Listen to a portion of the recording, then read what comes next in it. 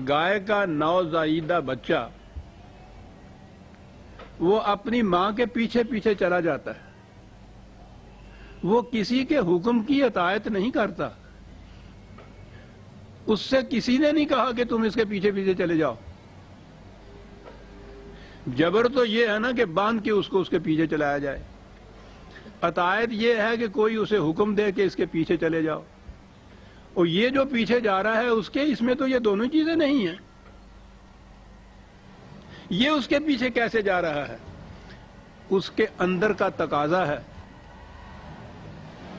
اسے ایک اندر سے کشش نظر آتی ہے پیچھے جانے کی۔ یہ جو خود اندر کے تقاضے سے انسان کوئی چیز کرتا ہے اسے اتباع کہتے ہیں عرب۔ کیا زبان ہے اور کیا قرآن ہے صاحب۔ اب یہاں دیکھیے کہ اطاعت سے ایک درجہ آگے چلا گیا۔ اطاعت میں خارج سے کوئی حکم ملے گا، آپ اس کی بطیب خاطر فرما برداری کریں گے تو اطاعت، خارج سے حکم ملے گا، بات دور چلی جائے گی۔ اسلامی نظام جو ہے اس کے اندر آپ دیکھتے ہیں اطیعوا اللہ و اطیعوا الرسول ہے۔ آج خود نہیں اطاعت آپ کر سکتے، ایک اتھارٹی چاہیے آپ کو اطاعت کرانے والی، قرآن کے احکام کو نافذ کرنے والی۔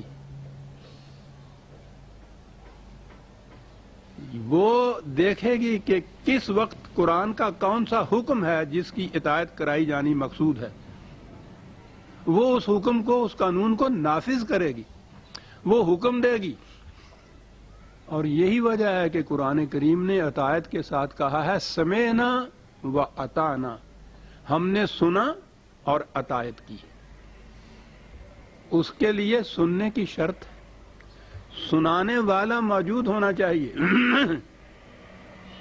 دین جب مذہب میں تبدیل ہوا ہمارا تو یہ سنانے والا نہیں تھا، مرکزیت ختم ہو گئی تھی، خلافت نہیں رہی تھی، قرآن کے احکام نافذ کرنے والا کوئی نہیں رہا تھا، اپنے اپنے طور پہ اطاعت شروع کر دی، تو یہ تو مقصود ہی نہیں تھا اس کا۔ وہ تو سمعنا و اطعنا ہے۔ آپ دیکھتے ہیں کہ ایک ایک لفظ میں کس طرح سے پورا نظام آ جاتا ہے جو قرآن دینا چاہتا ہے۔ لفظ اطاعت کے اندر نظام کا پہلو موجود ہے کہ خارج سے کوئی حکم دینے والا ہو تم سنو اور اطاعت کرو۔ ایک تو یہ بات ہوئی،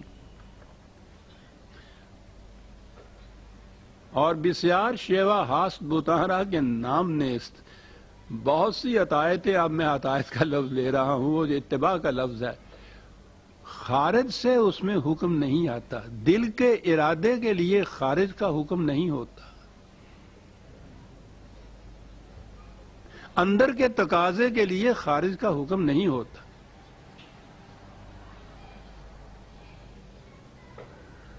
یہ بات کہ مجھے پارسا رہنا چاہیے،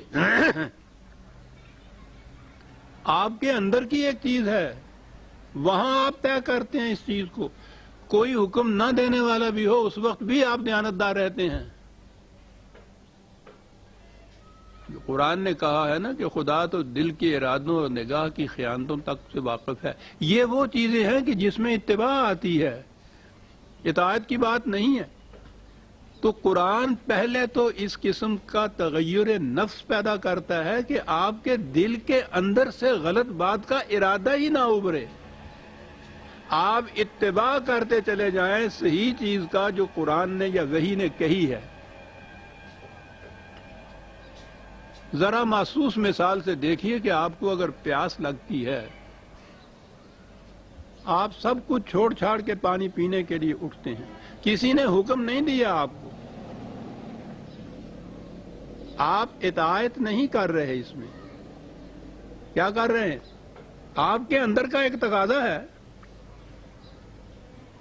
اس تقاضے کی تسکین کے لیے آپ اٹھ کے یہ کام کر رہے ہیں۔ تو جو اندر کے تقاضے سے جو بات کی جائے گی اس کے لیے قرآن نے اتباع کا لفظ دیا ہے۔